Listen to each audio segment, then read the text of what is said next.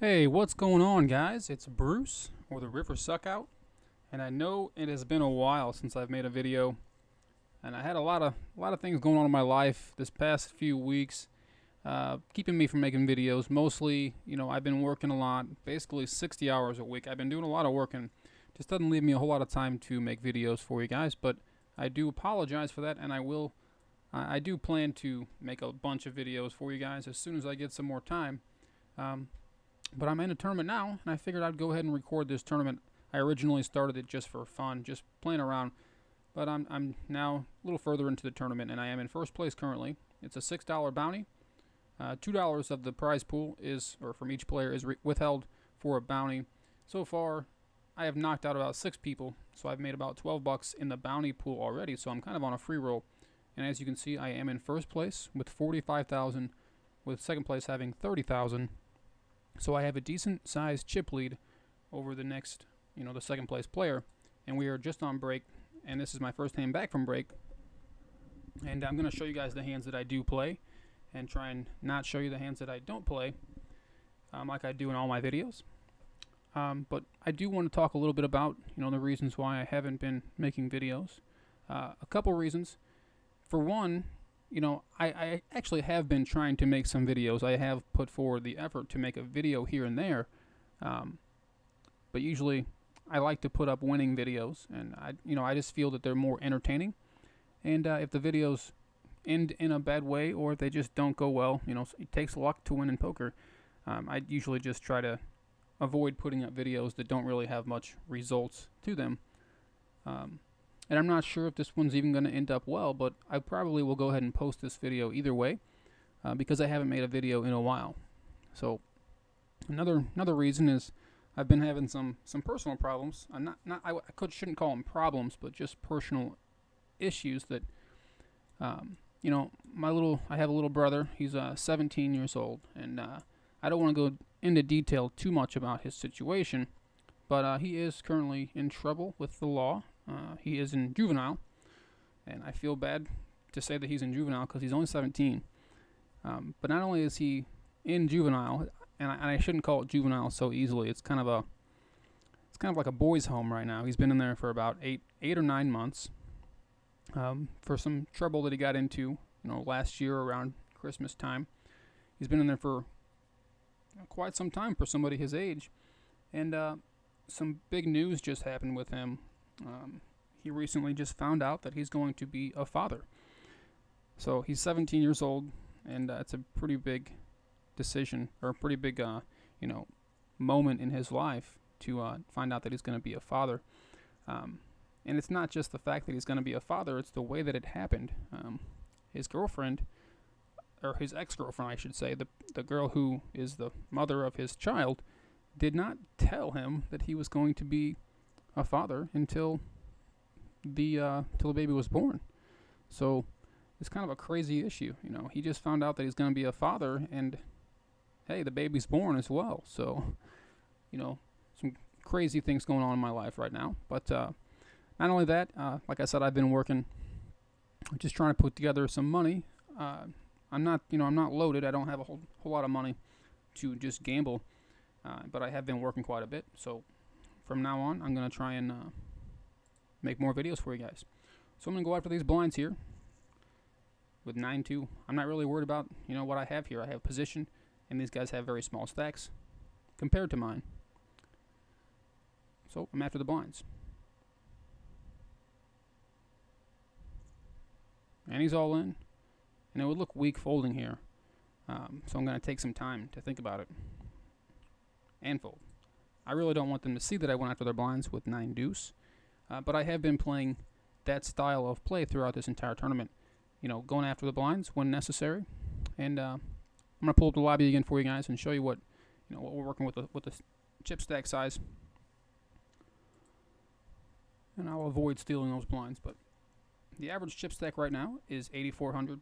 I have 45,000 or so, so I'm very, I'm chip leader, so I have plenty of chips to play around with. First place is only $113. Not a whole lot, but again, this is only a $6 tournament, and there was only 129 players to begin this tournament. And like I said before, it is a bounty. So $2 from every person's buy-in goes to the bounty pool, and I have knocked out so far 6 players, picking up $12. So I've already profited $6 from this tournament. So I'm on a free roll. Plus, I stand a very good chance to make the money, which right now there's 46 players remaining, and 25 places get paid. But I've already made $6 as it stands. So,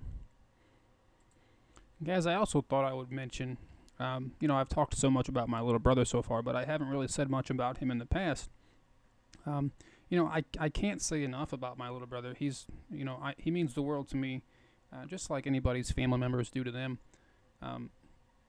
He's done some things that I'm sure he's not proud of, but, everyone has made some mistakes in their life, and that includes me. I've gotten in trouble with the law myself. Not many people know about my criminal charges or my criminal background, but I will say that I do have one myself. And again, it's a mistake. What I did, I know it was a mistake, but I'm not in my own eyes, I'm not a bad person. My charges were, what can I say? I was young. It was 4 years ago, and I've learned my lesson. I'm currently on probation, I will say that. And in time, I probably will talk about what happened to me and how I got on probation myself. But I just wanted to say, my brother is not in any way a bad kid. He just got mixed up with the wrong crowd at the wrong time.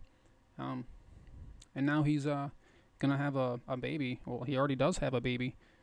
He found out that he was going to be a father and had a baby basically the same day. That's big news for anyone to take. And again, he's only 17, so I just wanted to say, I care about my brother more than anybody in the world, other than, of course, my other two, my brother and my mother. They mean everything. My family means the world to me. And, family comes first in my mind. And I just wanted to say that, he means the world to me. And, I wish him the best in life. Being a father at this age is going to definitely take a lot of options away from him. But hopefully, he can learn from this mistake and turn his life around. And I know he's not listening to this video. He's been in juvenile since the creation of my YouTube channel and hasn't yet watched even one video. So maybe one day he'll watch this and know, that he does mean the world to me. But just wanted to say that. And again, in the future, I probably will mention a little bit about my charges and about my criminal background a little more. If you guys send me a message privately and you're interested in that, I might just go ahead and tell you, but I'm not going to publicly announce it on my YouTube channel just yet. And I don't really think it's, that huge of a deal. It's that huge of an issue. I didn't commit a violent crime in any way. But I did commit, I will say this, I guess, I did commit a felony. I did plead guilty to a felony, and I received 5 years felony probation. And I know you guys are thinking, wow, what kind of a felony could I have committed? But I'm just not going to say it right now. But in the future, if enough people, want to know about it, then I will go further into detail about it and how I've learned from my lessons. It's life. And I guess, while I've already said so much about that, I guess I'll go further into detail that, I was working as a poker dealer, and that was a great job, making $60,000 to $70,000 a year as a poker dealer, doing something that I absolutely love, and I didn't lose my job because of my felony charges, but I would have eventually. What I mean by that is, when I signed up for the job, or when I applied for the job, I had to disclose any information that about my charges, about my criminal background with the casino. And I did that, but I was currently, at that time, still dealing with my criminal charges. So the entire time that I worked at the casino, I was on a probation-like status with the casino. They knew about my charges, which were still pending, and for the entire time, I basically had to keep it a secret from everyone. I didn't know how it was going to turn out, but in the end, I basically pled guilty to my charges, and I pretty much quit my job before I would get fired. So that's why I'm not a poker dealer anymore. I had some other things happen to me. So I basically wrecked 2 vehicles in the course of a week, and I also knew about my felony charges pretty much going to be making it impossible for me to work there. So when I wrecked 2 vehicles, I didn't have a way to get to work, and it kind of made it really easy for me to just not go to work because I didn't have a way to get there. Plus, I was driving about an hour and a half each way, so a 3-hour commute for that job. So yeah, all those things kind of happened to me at one time, and I basically quit my job as a poker dealer before I would get fired. So, but right now I'm on probation for my criminal background, and as soon as that's over, I plan on going back to poker dealing. If I haven't taken some other route in my life before then, but I really loved poker dealing. Like I said, it's a great job, it's great money, and it can't be more enjoyable just sitting at a poker table, talking to a bunch of guys who really enjoy playing poker, and just being surrounded by people with expendable income that are there having a good time. They're not in a bad mood. Poker dealing is great, and it's very unfortunate that all that happened to me, because I'm sure, still be dealing poker if that wasn't the case.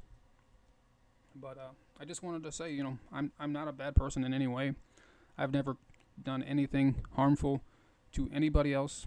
Maybe my ex-girlfriends might say differently.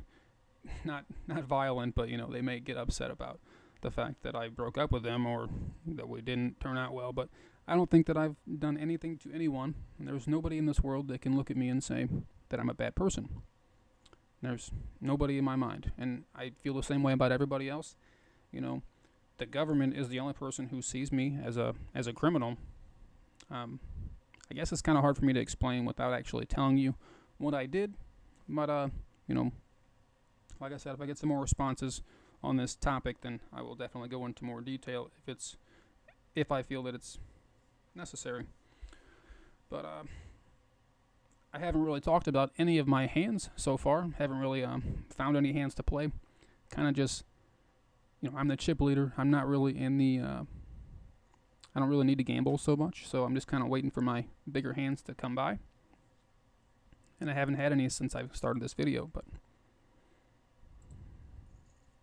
I'm just missing everything. But I wish I was recording the first half of this tournament, because I was just kind of getting a lot of cards. I picked up pocket aces one time, and I got 3 people to go all in, and I ended up tripling up plus knocking out 2 of them. So I picked up their bounties, and I tripled up in one hand, and then I decided I'd go ahead and record, even though I haven't made a video in a while. But from here on out, I think I'm just going to go ahead and show you guys the hands that I do play, and try and make this into maybe a 3 or 4 part video series. So with that being said, we're just about approaching the 15-minute marker, and that's where I have to cut my videos off. So I'm going to go ahead and fold this hand and cut the video down, and this will be the end of segment number 1. And if you guys want to continue watching, we're going to have some actual poker action. I'll be talking about the hands that I play, and I won't go so much into detail about my personal life in the next few videos. So I will see you guys there, and thanks for watching.